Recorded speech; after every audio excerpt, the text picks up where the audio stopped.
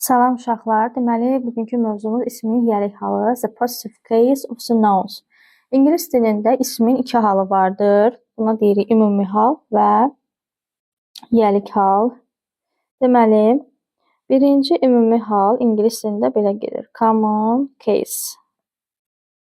İkinci isə, yəni ismin yəlik halı, bu isə gedir positive case və yaxud da genitive case. Positive case and or genitive case. Hər ikisi də verilə bilər bizə testdə. İkisi də ismin yəlik halı deməkdir. Deməli, ismin yəlik halı gəlin baxaq necə düzəlir. İsmin yəlik halı ismin tək və cəmdə olmasına baxmalıyıq. Əsasən, deməli, canlı isimlərin yəlik halı, deməli, biz iki qrupa böləcəyik. İsimlərin ingilis dilində canlı və cansız isimlər, canlı isimlər və cansız isimlər. Canlı isimlərin yəlik halı apostrof s və boş apostrofla düzələcək. Cansız isimlərin yəlik halı isə of ilə düzələcəkdir. Apostrof s və boş apostrof nə deməkdir? Yəni, bizim Azərbaycan dilində yəlik halı şəkilsi, ın şəkilsi olduğu kimi, ingilis dilində də apostrof s-lə, boş apostrofla ını əvvəl, yəni bu formada göstərilir. İndi bizdə əsas qayda nədir? Bizdə ismin sonuna isim təkdə və yaxud da cəmdə olmasına baxmalıyıq. Bildiyimiz, deməli, tək və cəm isimlərə, tək isimdirsə, məsələn, nümunə götürək, girl. Bir nümunə götürsək, məsələn, girl. Məsələn, girl, qız, təkdə olan isim, düzdürmü? Bu zaman tək isimlərin yəlik halı, tək isimlər, iki qrupa böləcəyik bunu. Tək və cəm isimlər. Tək isimlərin yəlik halı, deməli, apostrof s-ni düzələcək. Cəm ismi olsa isə bu olacaq girls. Girls-da da boş apostrof olacaq. Aydın oldu mu? Yəni, tək isimdirsə, bu zaman onun yəlik halı apostrof s-lə, cəm isimdirsə, onun yəlik halı boş apostrofla düzələcəkdir. Gəlin, bəs baxaq, cansız isimlərdə, məsələn, nə deyək? Otağın qapısı. Məsələn, deyə bilərik, otağın qapısı, the door of the room. Otağın qapısı. Burada gördüyünüz kimi otağın, arxadan tərcümə edirik, qapısı. Otağın qapısı. Burada otaq cansız olduğu üçün ona görə də onun yəlik halını ofla düzəltdik. Deməli, əsas qaydamız bu oldu və ismin yəlik halında əsas qaydalardan biri isə digər qayda apostrof s-lə düzəlirsə, burada ismin yəlik halında apostrof s və boş apostrofdan sonra birbaşa isim gəlməlidir. Əsas qayda isə budur ki, məsələn, mən dedim ki, girl, apostrof s, girls, qızın çantası deyək, tutaq ki, bag, girls bag. Gördüyünüz kimi, ismin yəlik halında apostrof s-dən sonra isim gəlməlidir. Əgər isimdən başqa digər nitq səsi gələrsə, məsələn, sifət, feil, daha sonra article, sifətin yanında burada əvvəl zəf də ola bilər. Sifət, zərf, feil, article. Bu kimi və yaxud da quantifiers ola bilər ki, o göstəricilər vardır. Quantifiers. Daha sonra əsasən bunlar gələrsə, demək ki, bu ismin yəlik halı deyil. Bunlar yox, birbaşa nə gəlməlidir? İsim gəlməlidir. Yəni, ismin yəlik halı apostrof s və boş apostrofdan sonra burada gələcək birbaşa isim. Təkcə araya gilə bilər nə? Araya daxil ola bilər ismi yəlik halında sifət. Sifət boş işlənməz. Mən məsələn, bayaq yazdığımız, qeyd etdiyimiz kimi sifət və zərf gələr, amma sifət və zərfdən sonra isim gələrsə, onlar tək işlənməz yəni. Birbaşa sifət gəldi və ondan sonra başqa bir nitq səsi gəldi cümlədə. Bu yanlışdır. Çünki həmin cümlədə o apostrof s, çünki təkcə ingilis dilində apostrof s ismin yəlik halında işləmir. Həm də to be-nin və yaxud da digər qısaltmalarda biz to be-nin və yaxud digər köməkçi feillərin qısaldılmasında, məsələn, həzdə bu kimi köməkçi feillər var. Məsələn, as var, let us sözündə. Bu sözlərin qısaldılması da apostrof s-lə düzəlir. Burada to be-nin forması, məsələn, is-dir. Bu zaman da apostrof s-dən bunu qısaldılması apostrof s-dir. Həzin qısaldılması apostrof s-dir. Let us sözündə burada as obyekt halımız var. Həmin obyekt halı qısallaraq, yəni bu formada göstərirlər. Yəni biz bunları görüb hər yerdə apostrof s-in olması o demək deyil ki, bu ismin yiyəlik halıdır. İsmin yiyəlik halı əsas qayda nədir? Özündən sonra birbaşa ismin gəlməsidir. Yəni bu apostrof s-dən sonra o ola bilər, məsələn, feilin formaları, to be-nin forması və yaxud da həzqat ola bilər, letas ola bilər, davam edici zaman ola bilər. Yəni bunlar heç biri bizdə demək ismin yiyəlik halı deyil, yadımızda saxlayırıq. Əsas qayda, birinci qaydamız isim gəlməlidir. Birbaşa isim və yaxud da burada təkcə işlənə biləcək qayda apostrof s-dən və yaxud da boş apostrofdan sonra ismin qarşısına yalnız sifət işlənə bilər. Yəni nümunə yazaq. Yalnız sifət işlənə bilər.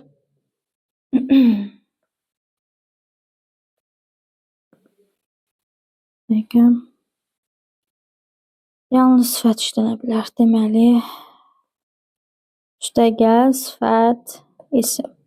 Bu şəkildə işlənə bilər. Yalnız bu formada ismin yiyəlik halı kimi işlənə bilər. Məsələn, buna aid bir nümunəyə baxaq. Tomun, məsələn, deyirəm, son qərarı. Tom's final decision.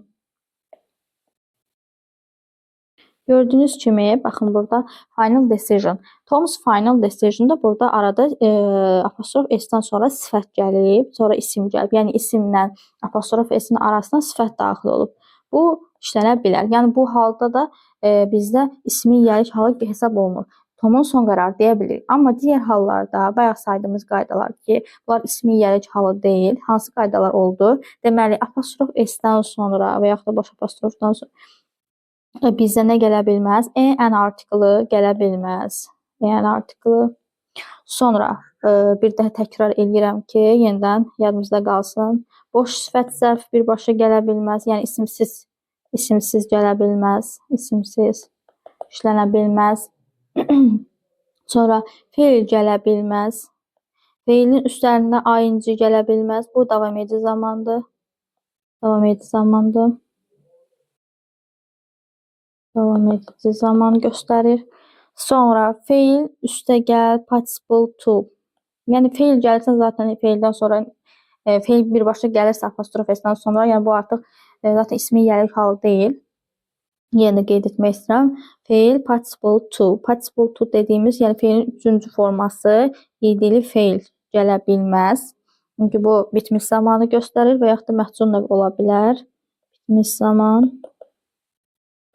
zaman və yaxud da məchul növ. Feilin məchul növüdür. Yəni bunlar yiyəlik hal deyil. Daha sonra bayaq dediyimiz kimi has got ifadəsi, zaten got feildir. Bu da has got'ın açılışı deməkdir. Bu kimi və let us da burada let us'ın obyekt halımızın qısaldılmasıdır. Yəni bu formada verilir. Bu da ismin yiyəlik halı deyil.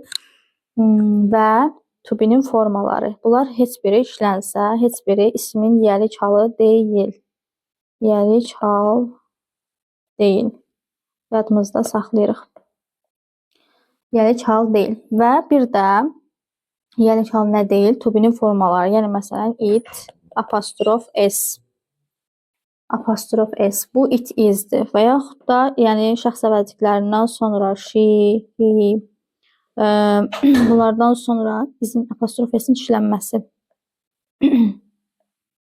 Bu aid deyil. Çünki bu da to be-nin forması olduğu üçün aid olmayacaq. Sonra this is işlənə bilər. That is işlənə bilər. Sonra there is qısaldılması. This is, that is. Bu kimi bunların heç biri ismin yiyəlik halı deyil. Yəni yiyəlik hal deyil. Daha sonra bir də sual sözlərindən sonra heç vaxt yiyəlik hal olmayacaq. Sual sözündən sonra apostrof s-in və yaxud apostrofun işlənməsi, bu da yiyəlik hal deyil. Bunları yadımızda saxlayırıq ki, yəni nəyə? İsmin yiyəlik halı deyil. Sonra keçək indi ismin yiyəlik halının düzəldilməsinə. Bayaq qeyd etdik ki, apostrof s-də canlı isimlərdə isimdən sonra, tək isimdən sonra apostrof s, cəm isimdən sonra isə boş apostrof işlənir. Və digər isimlərimiz də var ki, məsələn, Təki cəmi eyni olan isimlər var, kökdən dəyişən isimlər var. Yəni biz onları hansı isim kimi götürəcəyik? Yəni bax, əgər ismin sonunda s şəkilçisi yoxdursa, yəni belə yadda saxlayaq qısaca, s şəkilçisi yoxdursa, yəni cəm şəkilçimiz, o zaman bu isimlərin yiyəlik halı apostrof s ilə düzələcək. Məsələn, təki cəmi eyni olan isim götürək ship. Bunun təki cəmi də eyni olduğu üçün bu zaman həmişə yiyəlik halı apostrof s ilə düzələcək. Yəni bunun göstəricisi nədən biləcəyik? Shipin qarşısında işlənəcək quantifiers-dan və yaxud da əvəzlikdən bilə bilərik ki, təkdədir yoxsa cəmdədir. Bu zaman bilə bilərik. Yəni həmişə təki cəmi eyni olduğu üçün sonunda s yoxdursa, belə deyək, onun yiyəlik halı apostrof s ilə düzəlir. Yəni fərqli yolla cəmlənən bütün isimlərin yiyəlik halı apostrof s ilə düzəlir. Sonra kökdən dəyişən bu təki cəmi eyni olandır, yazaq təki cəmi eyni olan isimlər. Eyni olan isimlər. Deməli, yiyəlik halı apostrof s-dir. Sonra bu birinci qrupdur. İkinci qrup bu fərqli yolla düzələn isimlər deyirik. Daha sonra ikinci qrup mən-vumənlə düzələnlərdə. Yəni mən-vumən təkcə yox, yəni kökdən dəyişən isimlər. Məsələn, mən, nümunə çəkirik, mən. Bu kimi kökdən dəyişən isimlər. Kökdən dəyişən isimlər. Bunların da yiyəlik halı apostrof s ilə düzələcək. Yəni ikisi də doğrudur. Mən təkdədir. Cəmdə isə olacaq men's. Yenə də eyni qayda ilə. Cəmdə olsa da belə yenə də apostrof s ilə düzəlir. Bunun səbəbi onun sonunda s-in olmamağıdır. Yəni fərqli yolla düzələn bütün isimlər də apostrof s ilə düzələcəkdir. Mürəkkəb isimləri də daxildir burada. Mürəkkəb isimlərin yiyəlik halı apostrof s ilə düzələcək. Mürəkkəb isimlərə baxaq. Mürəkkəb isim dediyim, mürəkkəb ismimiz düzdür, cəmdə olanda baxacaq, təkdədir, cəmdədir. Amma bu fərqli yolla düzələrsə, bunu heç qeyd eləməyib üçüncü kimi.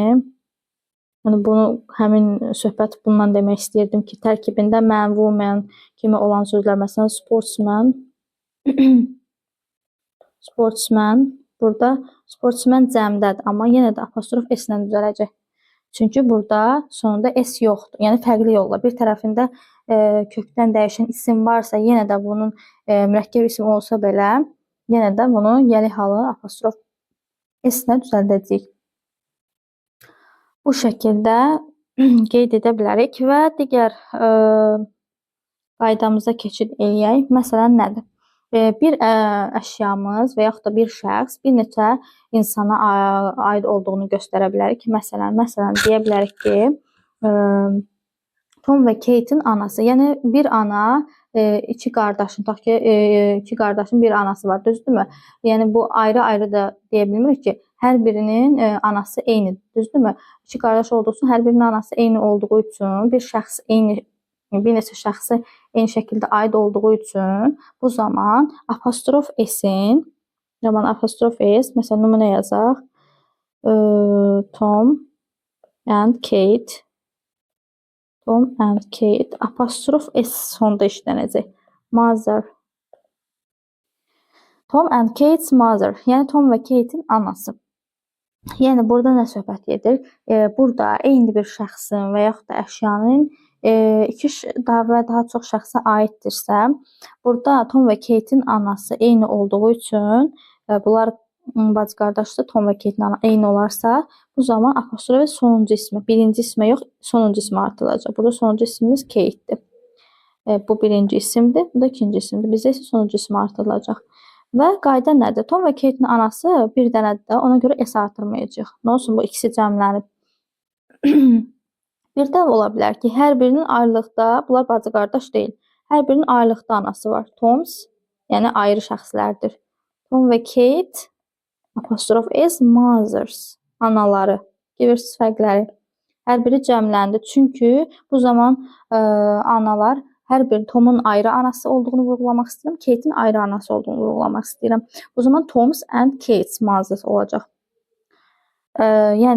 Yəni ki, fərqi gördünüz. Bu ayrı-ayrılıqda, əgər bir əşya və yaxud bir şəxs ayrı-ayrılıqda şəxslərə aiddirsə, apostrof s hər birinə qoyur və apostrof s hər birinə ayrılıqda qoyularsa, mütləqdir ki, bu isim cəmdə olmalıdır. Cəm isim həmişə belədir. Cəm isim gələcək. Deməli, ortada ənlə birləşir. Ənlə birləşəndə bu zaman apostrof s. Yəni belə deyək də, onu da belə yazaq. İsim, apostrof s and isim, apostrof s olarsa, bu zaman həmişə cəm isim gəlir. Qayda budur. Həmişə cəm isim gələcəkdir. Yalnız sonuncuda gələrsə, yəni isim, birinci tərəfdə apostrof s olmasa, and isim, apostrof s sonuncu ismi artırırsa, bu zaman tək isim gələcək. Yəni bu şəkildə vurğuladıq. Məsələn, anası burada tək, yəni hər ikisində eyni əşya, hər ikisində eyni aid olduğu üçün ona görə bu formada olacaq. Və digər bir qaydamız bədən üzvlərini deyək. Eyni şəkildə bədən üzvləri nə deməkdir? Yəni məsələn mən deyirəm ki, Əli və Anarın əlləri, qolları, yəni hər bir şəxsin ayrı-ayrı bədən üzvləri olduğu üçün bu zaman həmişə ayrılıqda qeyd etməliyik. Yəni bizim isimimiz, isim əgər bədən üzvü olarsa, isim bədən üzvü olarsa, yəni apostrof s-dən sonra gələn isim bədən üzvü olarsa, bu həmişə cəmdə olacaq və cəm isim olacaq və hər birini apostrof s hər birini artırılacaq, isimlərin hər birini artırılacaq və bu zaman isim də cəm isim olacaq. Cəm isim olacaq. Niyə görə? Çünki hər bir şəxsin ayrı-ayrı əli var. Hər bir şəxsin, yəni 2 şəxsdə, 3 şəxsdə olsa da fərqi yoxdur. Bu zaman onların bədən üzvləri ayrıdır, eyni deyil. Ona görə də onların bədən üzvləri eyni olmadığı üçün, yəni bu zaman hər birini ayrılıqda qeyd edəcəyik və bir tək cəmlənməyən isim, sayıla bilməyən isim gələrsə, məsələn, saçında heyə sözü saçdır, bu zaman cəmlənmir. Məsələn, Əli və Anarın çayı desəm, çay da nədir? Sayıla bədən üzvü deyil, düzdür, amma bu sayıla bilməyən isim olduğu üçün yəni olduğu kimi qalır. Amma digər isimlər gələrsə cəmdə olmalıdır. Məsələn, yazaq ki, Əli apostrof s and Anar apostrof s hands. Gördünüz, isim cəmləndi, hər birinə ayrılıqda apostrof s qoyuldu. Çünki Əlinin də, Anarın da əlləri hər birinin özünə məxsusdur. Ona görə onların bir olmadığı üçün əlləri, ona görə biz onları yəni təkcə Anarın üzərinə qoyum olmaz. Və isim də cəmdə olmalıdır. Qayda budur. Və digər qayda bayaq dediyimiz kimi, məsələn, Ali və Anarın saçları demək istəyirəm. Yenə də apostrof s hər birinə qoyacağam. Amma heyə cəmlənməyəcək. Çünki sayıla bilməyən isimdir ona görə. Yəni bu şəkildə də qalacaq. Bu qədər. Buradan bu qədər bilməli olacağınız. Daha sonra keçək soyad bildirən isimlər, soyad, ad və soyadlarda necə olacaq? Ad və soyadda məsələn bilirik ki, kişidə Mr, qadın cinsində isə Mrs olur. Bunların təkdə olarsa, əgər qarşısında Miss, Mrs işlənərsə, bu zaman yəlik halı apostrof s ilə düzələcək. Çünki burada cəmdə deyil, təkdə olduğu üçündür. Amma məsələn deyək Mr. Smith. Yəni təkdən çəkilməminə. Deməli Mr. Smith'in evi, house. Smith'in evi. Ta ki bu zaman gördüyünüz kimi Mr. Smith şəxsdir. Şəxsin cənab Smith'in evi. Kişi cinsi olduğu üçün Mr. işləndi qarşısında və bu ismi təkdə olduğu üçün apostrof s ilə düzəlir və isimimiz də tək isim olur. Tək isim. Amma biz demişdik ki, əgər bu adı Smith yazıram, əgər sonunda s varsa, mütləq qarşısında z artiklı işlənibsə, artıq bu soyadı bildirir. Yəni bütöv bir ailəni bildirir. Smithlər ailəsi. Onda bu cəmdə olur. Cəmdə olduğu üçün Smithlər ailəsi boş apostrofla düzələcək və onun evi Smithlər ailəsinin evi. Yenə də tək isim də gələ bilər, cəm isim də gələ bilər. Burada fərqi yoxdur. Həm tək, həm də cəm isim ola bilər. Tək ya da cəm isim. Yəni ola bilər çoxlu evləri var və yaxud da bir evi ola bilər. Bunun fərqi yoxdur. Yəni əgər burada z varsa, mütləqdir ki, buradakı isimimiz cəmdə olmalıdır. Soyad cəmlənir və keçək digər qaydaya. Soyad dedik, titullar. İngiliscə titullardakı prezidentdir, şahzadə, kral. Bu kimi isimlərin qarşısında hər zaman z artiklı işlənir və onların yəlik halı həmişə apostrof s ilə düzəlir. Yadınızda saxlayın. Deməli, titulların, titul qarşısında z artiklı işlənir. Z Qarşısında the article yazaq. Qarşısında the article olur. Sonra titul gəlir. The titul və onun yəli halı apostrof s ilə düzəlir. Nə deməkdir? Məsələn, the president. President apostrof s. The president's prezidentin məsələn prezidentin otağı tutaq ki deyirəm room. The president's room. Sonra deyə biləriz the queen. Bu kimi titullara aiddir. The president, the queen. Sonra king, the king. Bunları yəli halı apostrof s ilə düzələcək. Hər ikisini eyni şey qeyd elədik. Bunlar da oldu titullar. Keçək cansız isimlərə. Canlı isimlər haqqında bu qədər. Nə zaman bir də onu qeyd edək ki, nə zaman olacaq? Məsələn, canlı isimlərdə işlənmə məqamı nə zamandır?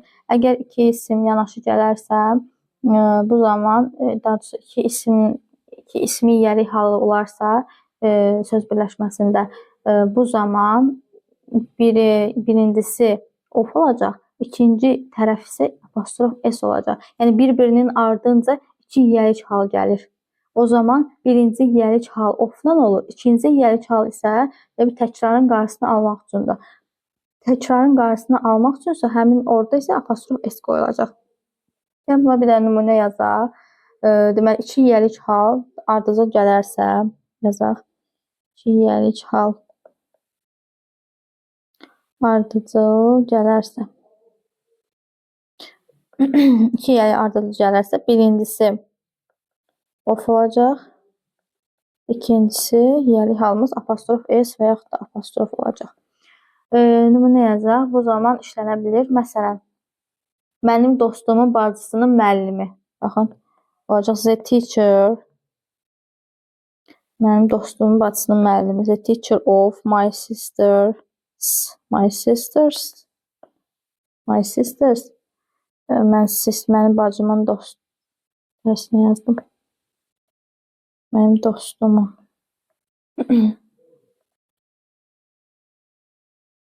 Mənim dostumun bacısının müəllimi. Aha, baxın, iki dənə yəli hal var. Birincisi ofdur, ikincisi apostrof s-dir. Yəni, iki yəli hal yanaşı ardıcıl gələrsə, biz ona hər ikisini apostrof s və ya hər ikisini of eləməyəcəyik. Təkrarın qarşısını almaq üçün birincisi of, ikincisi apostrof s olacaqdır. Mənim dostumun bacısı müəllimi. Bu şəkildə oxuyuruq. Sondan əvvələ. Bir də ingilis dilində bayaq dediyimiz kimi bu qədər bunları qeyd elədik və bir də ingilis dilində ismin dediyi mütləq işlənməlidir. Yəlik halda apostrof s və ya baş apostrofdan sonra yəlik hal, yəni sonra hökmən isim işlənməlidir.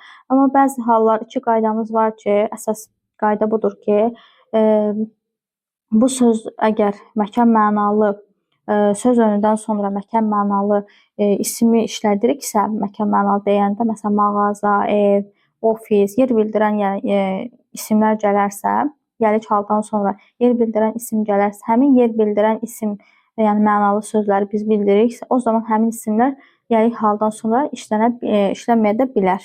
Yəni, əsasən işlənmir. Məsələn, mən deyirəm ki, xalam gildə, dayım gildə idim.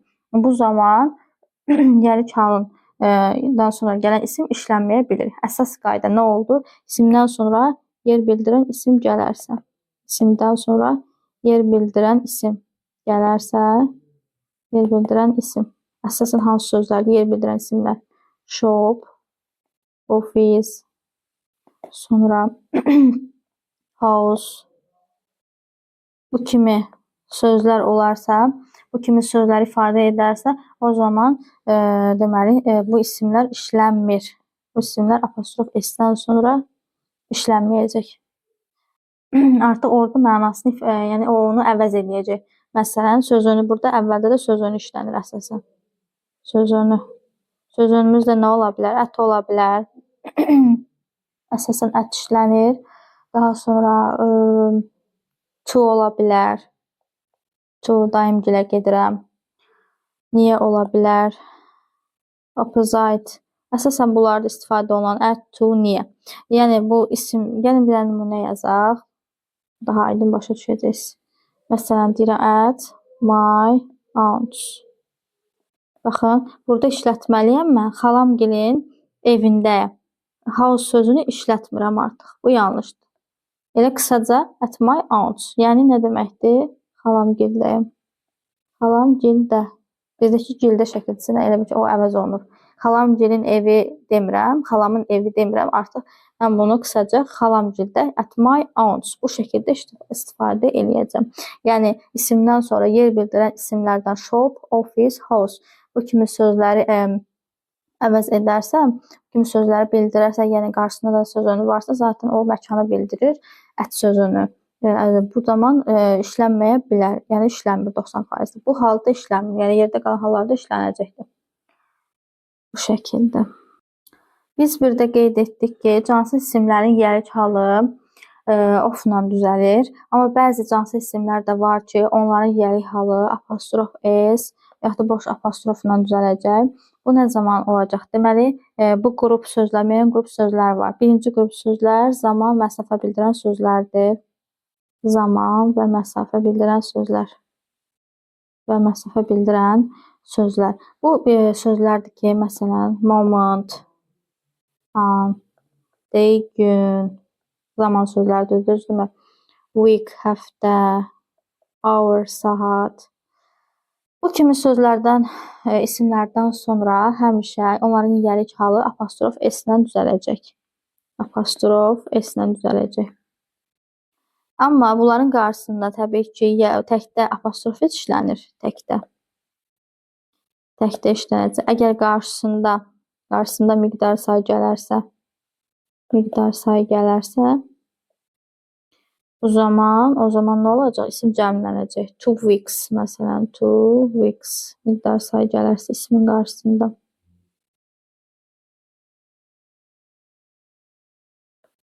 Miqdar sayı isim.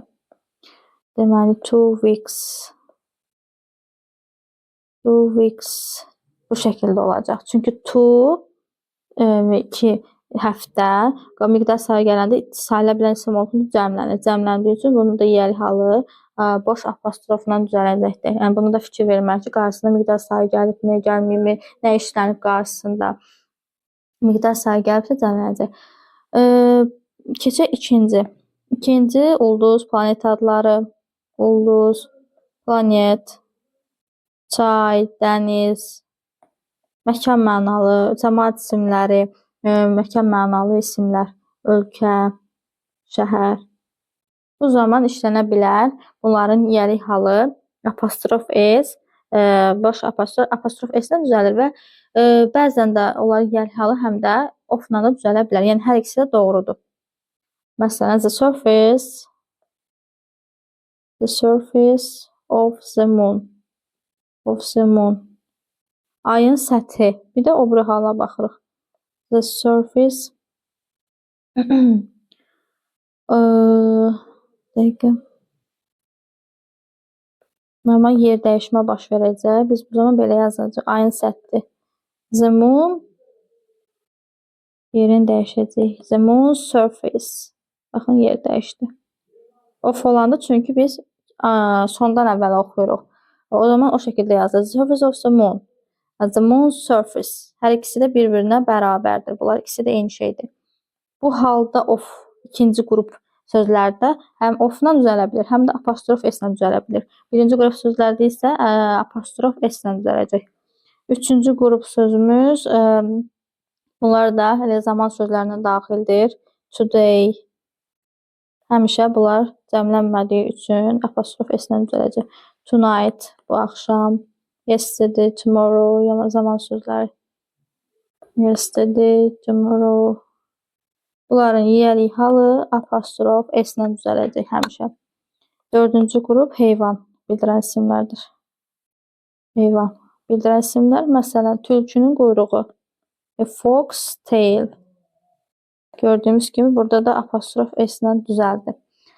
Təbii ki, burada da əgər miqdar sayı işlənərsə, onda boş apostrofla düzələcəkdir. Bir də əlavə qeydləri bildirmək istəyirəm. Bu qeydləri yadda saxlayın, unutmayın. Qeydlər Birinci qeydimiz nədir? İki isim yanaşı gələrsə, bu zaman bizim göstəricimiz, yəni başda işlənən artikel ola bilər, göstəricimiz əvəzlik ola bilər, miqdar sayı ola bilər. Tutaq ki, mən deyirəm və yaxud da one, paltarlar mağazası, clothes shop. Burada birinci qayda.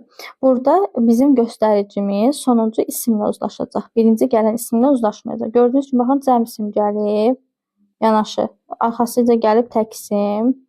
Fərqi nədir? Yəni, bizdə iki ismin yanaşı gəlməsini göstərir. Bu zaman iki isim yanaşı gələrsə, bizim göstəricimiz, yəni artikel ola bilər, əvəzli ola bilər. Həmin artikel sonuncu isimlə uzlaşacaqdır. İkinci qayda. İkinci qayda bəs onda yiyəli halda olanda necə olacaq? Yiyəli halda olanda isə sonuncu isimlə uzlaşacaqdır bizim göstəricimiz.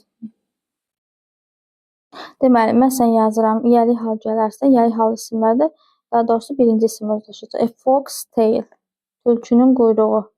Baxın, artiklı birbaşa özündən sonra gələn isimlə uzlaşdı. Bu təkdə olduğu üçün biz bura artiklı işlədə bilərik. Tülkü tək isimdir. Və üçüncü qayda isə of sözünü olarsa, yəni bayaq dediyiz hansı isimlə yiyəli halı of sözünüdür. Məsələn, a book of poems. Poemalar kitabı. Poems. Burada gördüyünüz kimi isim cəmdədir. Amma buradakı artikel yanındakı isimlə uzlaşır və buradakı yanındakı isim uzlaşır. Burada of sözünü ilə düzələrsə, yəni söz birləşməsidir bu. Burada of işləndiyi üçün, yəni yiyəli hal ofla düzəldiyi üçün yadınızda saxlayırıq ki, bunun xəbəri əgər sözünü olarsa, ofdan əvvəlki sözlə uzlaşacaqdır. Ofdan əvvəlki sözlə xəbər ofdan əvvəlki isimlə uzlaşır. İsimlə uzlaşır. Bu nə deməkdir? Ofdan əvvəlki isim təkdədirsə, xəbər təkdə, cəmdədirsə, xəbər cəmdə işlənəcəkdir. Burada gördüyümüz a book of poems. Poems cəmdədir. Biz çaşmırıq ki, bunu cəm isim, sonuncu isimimiz cəmdirsə, xəbəri cəmdə götürək. Bizdə ofdan əvvəlki isimə baxacaq. Ofdan əvvəlki isim a book təkdədir. Ona görə də bizim xəbərimiz is olacaqdır. Və yaxud da feilimiz isə feilin sonuna s artıracağıq bu şəkildə.